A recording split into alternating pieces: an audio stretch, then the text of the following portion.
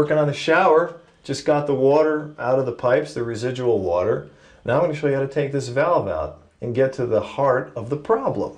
Okay, this is where we just need one of 3 tools that we only needed for this job, and that's your Phillips head. Now there's a collar that goes around the valve and it has 4 screws.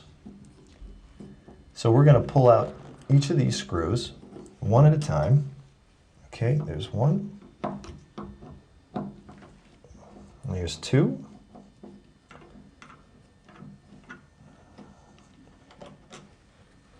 And 3 and 4 coming up. Now make sure to put these aside somewhere where you don't lose them. And don't put them on the floor of your shower, because you know what? It's been more than once where they've gone down the drain for me and I've had to take off the drain cover and go searching around. You don't want that to happen. That can really delay a job. So be careful with the screws. And there, we got the collar off.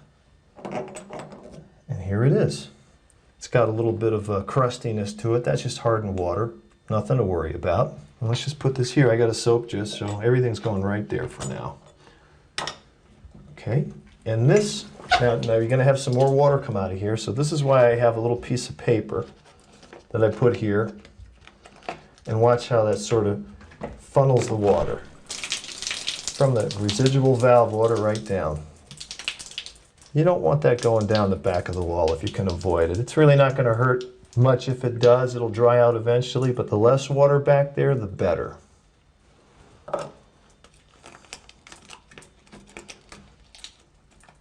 Okay.